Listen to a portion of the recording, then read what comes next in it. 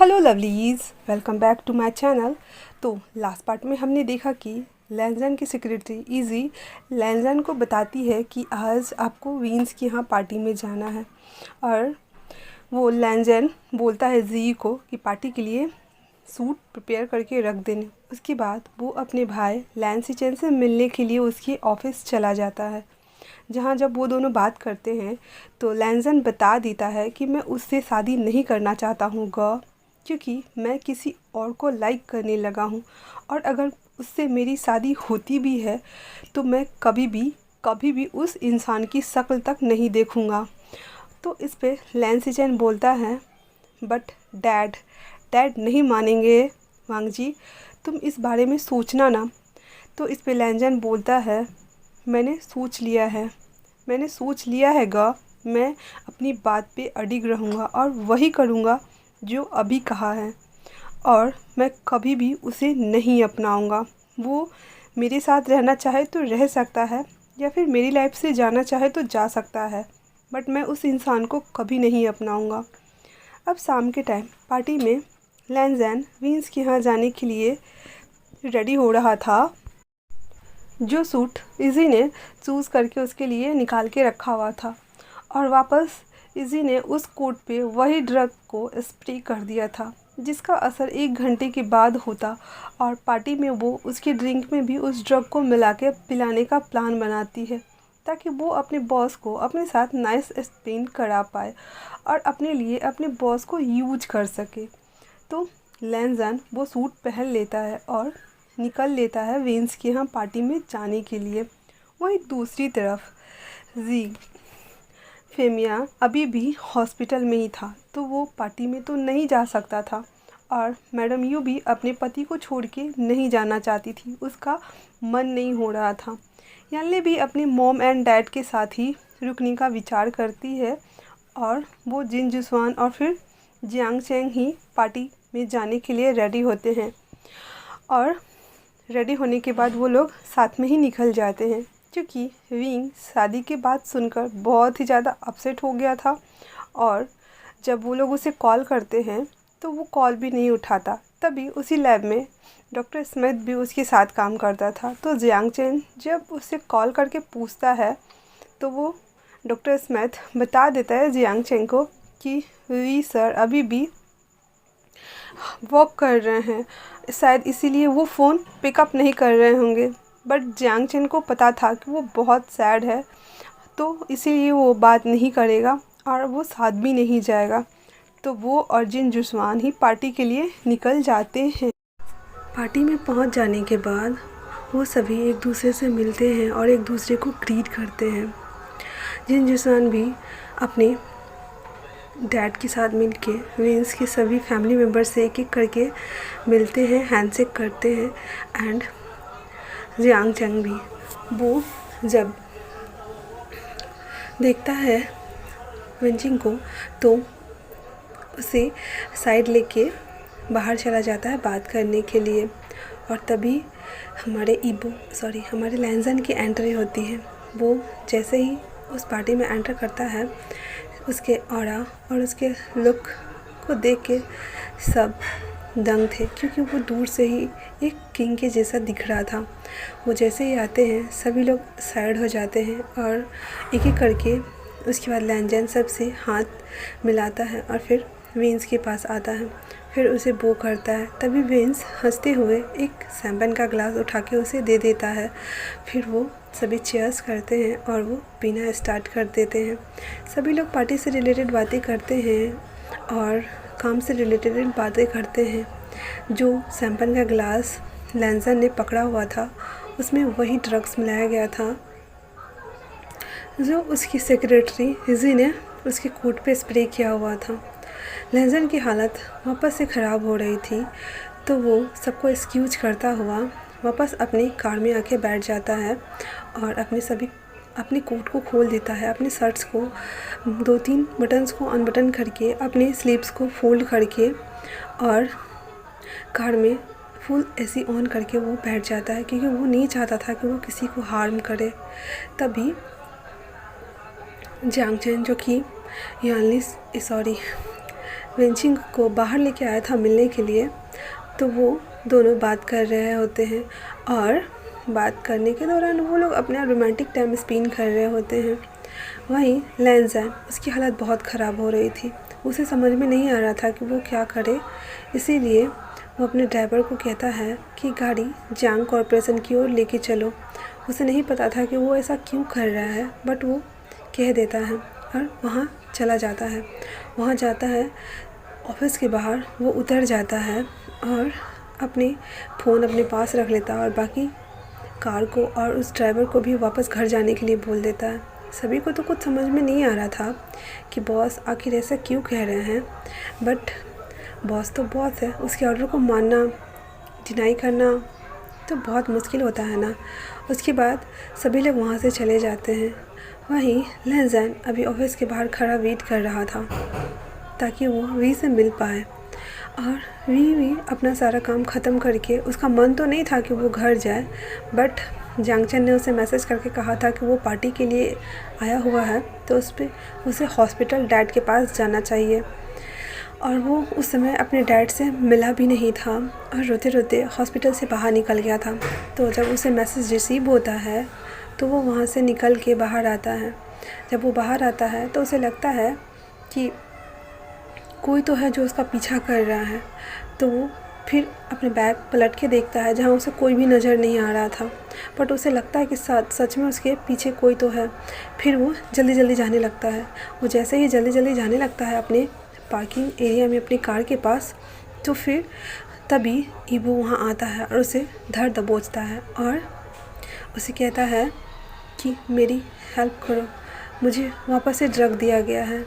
तो जब विंग जब ये सुनता है तो उसकी आँखें तो फटी की फटी रह जाती है। वो कहता क्या क्या क्या बोल रहे हो तुम, और तुम यहाँ कैसे आए, और तुम्हें ड्रग कौन दे रहा है। तो इस पे लैंज़न कहता है मुझे नहीं पता है, बट मुझे संभालो अभी, प्लीज़ मुझे संभालो। तो विंग बोलता है हाँ ठीक है, कार में बैठो आओ। और उसके बाद वो अपनी कार के डोर को ओपन करता है और वहाँ लैंज़न को आराम से बैठा देता है। फिर वो भाग के जाता है और वापस लैब से पानी लेके आता है। और पानी लेके आने के बाद वो लैंज़न को देते हुए कहता है ये पानी लो, पियो, तुम्हें अच्छा फील होगा। तो लैंज़न वो पानी के बोतल ले लेता है और पीता है, और पीने के बाद थोड़ा सा पानी अपने सर पे भी डाल लेता है और कहता है please help me, I can't control my self, please. तो विंग बोलता है मैं क्या हेल्प करूँ तुम्हारी, मुझे समझ में नहीं आ रहा है। तो फिर जब विंग लैंज़न को पानी दे रहा होता है तो वो उसके करीब झुकता है, तो उसे एहसास होता है कि ईबो के बॉडी पे कुछ हार्ड स्मेल है करके। तो वो बोलता है क्या तुम्हारे कपड़ों से ये स्मेल कैसी आ रही है। तो इस पर लैंज़न कहता कौन सी स्मेल। तो फिर विंग बोलता है ओह सॉरी, तुम्हें तो पता नहीं होगा ना, मैं स्मेल को अच्छे से सूंघ सकता हूँ, इसलिए तो मैं यहाँ काम करता हूँ ना। तो लैंज़न बोलता है ओह बट मुझे कोई भी स्मेल नहीं आ रही है, बट प्लीज़ मेरी मदद करो, मैं वो तुम्हारे साथ वो ऐसे करके वो रुक जाता है। तो विंग कहता है तुम मेरे साथ वापस से सेक्स करना चाहते हो, यही ना। तो ईबो कुछ भी नहीं बोलता है और बस विंग के जवाब का वेट कर रहा होता है। तो इस पे विंग कहता है क्या तुम मुझे सच में पसंद करने लगे हो। तो इस पे ईबो कहता है लैंज़न कहता है हाँ मैं तुम्हें सच में पसंद करने लगा हूँ और मैं तुम्हें हमेशा अपने पास ही रखना चाहता हूँ, क्या मैं तुम्हें किस कर सकता हूँ। तो विंग कहता है हाँ क्यों नहीं, बट तुम्हें अभी काम डाउन होने की ज़रूरत है, मैं तुम्हारी हेल्प करता हूँ। इतना बोलने के बाद वो थोड़ा बैक होता है और फिर लैंज़न को अपने दोनों हाथों से उसे कार के विंडो सीट पे पुश करके उसे वहाँ पे लिटा देता है और फिर उसके दोनों पैरों को आराम से सीट पे रख देता है। तो लैंज़न कहता है ये तुम क्या कर रहे हो। तो विंग कहता है तुम्ही ने तो कहा मुझे तुम्हारी हेल्प की ज़रूरत है, मैं तो बस वही कर रहा हूँ, क्या मुझे नहीं करना चाहिए, क्या तुम नहीं चाहते कि मैं करूँ। तो ईबो कुछ भी नहीं बोलता। और उसके बाद वो बस देखते रहता है कि विंग क्या क्या कर रहा है। एंड देन विंग उसके पैंट्स के बटन्स को ओपन करता है और बेल्ट को भी, पहले बेल्ट ओपन करता है और उसके पैंट्स के बटन को ओपन करता है, उसके जिप को नीचे करता है, फिर उसके अंडर पैंट से उसके प्राइवेट पार्ट्स को बाहर निकालता है। ये देखने के बाद तो लैंजन को थोड़ा अजीब लगता है, बट उसे अभी सच में ये चाहिए था। तो वो कहता है, क्या तुम श्योर हो कि तुम ये कर पाओगे? तो विंग कहता है, एक बार पहले भी तुमने मुझसे बिना पूछे मेरी मर्ज़ी के बिना ही मेरे साथ वो सब किया, तो अभी तो मैं पूरी तरह से होश में हूँ और तुम भी अभी भी होश में हो, तो तुम्हें याद रहेगा ना? इस पे लैंजन कहता है, हाँ मुझे हमेशा याद रहेगा। ऐसा लगता है जैसे उसने ज़्यादा असर तो नहीं किया है, बट फिर भी मेरी हालत ख़राब हो रही है।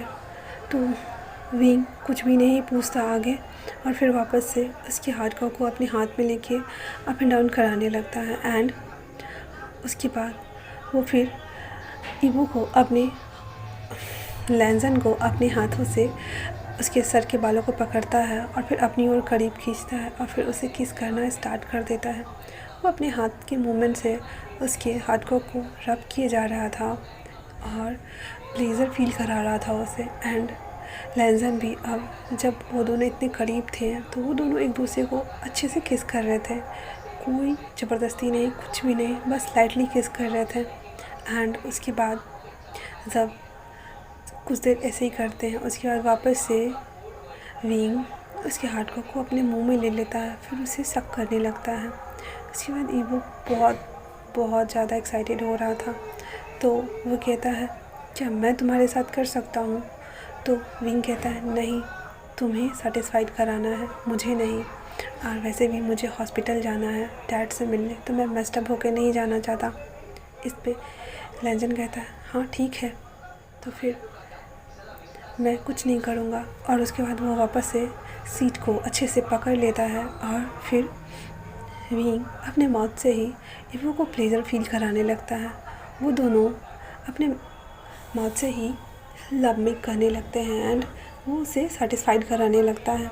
सब लैंजन का सारा स्पर्म रिलीज़ हो जाता है, तो वो सारे स्पर्म्स को विंग गल्प करके निगल लेता है और फिर टिश्यू से उसके हार्डकोर को क्लीन करता है और अपने माउथ को भी। एंड उसके बाद फिर वो ईवो को शर्ट से पकड़ के खींचता है एंड किस करना स्टार्ट कर देता है। उसके बाद वो थोड़ी देर किस करने के बाद विंग उससे पूछता है, क्या तुम्हें अब बेटर फील हो रहा है? तो लैंजन कहता है, हाँ मुझे बेटर फील तो हो रहा है, बट मैं अभी भी सेटिस्फाइड नहीं हुआ हूँ, मैं तुम्हारे साथ वो सब कुछ करना चाहता हूँ। तो विंग कहता है, मैं भी चाहता हूँ, बट मुझे अभी जाना होगा ना? तो लैंजन कहता है, हाँ चलो फिर मैं तुम्हें छोड़ देता हूँ। तो विंग कहता है, वैसे तुम्हारी कार कहाँ है? तो लैंजन फिर बहाना बनाता है, वो अभी इतनी रात हो गई ना, तो कार्स तो मैं लगा के आ गया एजेंसी में, तो क्या मैं तुम्हारी कार को ड्राइव करके ले चलूँ तुम्हें हॉस्पिटल? तो विंग कहता है, हाँ चलो फिर चलते हैं, और तुम भी डॉक्टर से चेकअप करा लेना, इसकी दवाई ले लेते हैं हम लोग ना, वरना तुम्हें प्रॉब्लम हो जाएगी। तुम ऐसे काम क्यों करते हो जहाँ तुम्हें ये सब का सामना करना पड़ता है?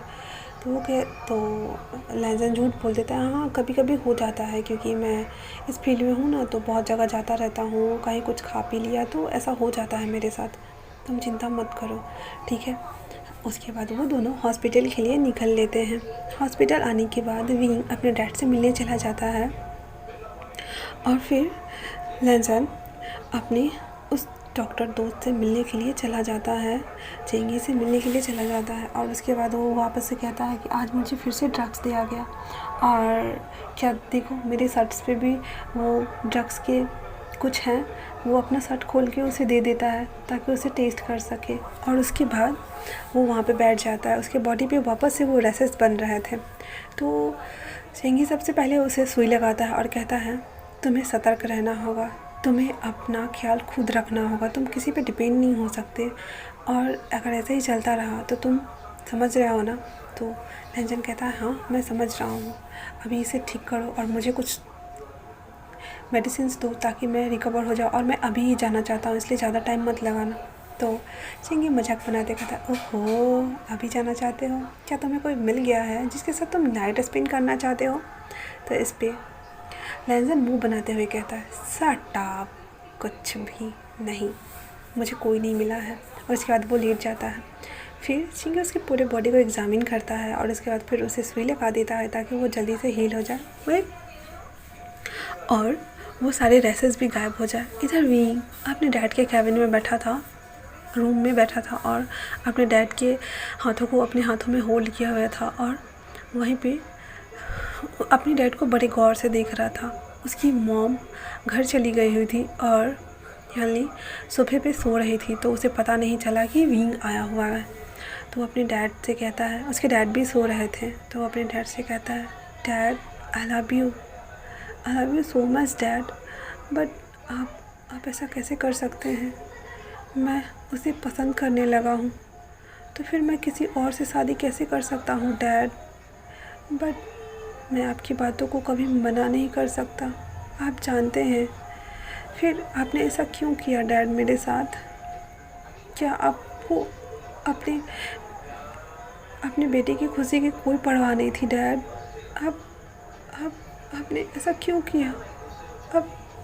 आप ही कहते थे ना मैं आपका प्रीशियस चाइल्ड हूँ, तो फिर आपने मेरी शादी ऐसे इंसान से कर दी है जिससे मैं जानता तक नहीं हूँ डैड। आप सुन रहे हैं मेरी बातों को? तो ज़ियांग फेंगमियान की आंखों से आंसू टपक जाते हैं, पर वो अपनी आंखों को नहीं खोलता क्योंकि वो विंग की सारी बातों को सुन रहा था। वो अपने बच्चे की सारी बातों को सुनना चाहता था, इसीलिए वो कुछ नहीं कहता। और विंग वैसे ही हाथ को होल्ड किए हुए बोलने के बाद उसकी आंखों से भी आंसू बह रहे थे और अपने डैड के चेस्ट पे वो सर रख के वैसे ही लेट जाता है। तो अभी के लिए इतना ही, तो बने रहिए, तब तक के लिए stay tuned, take care, bye bye.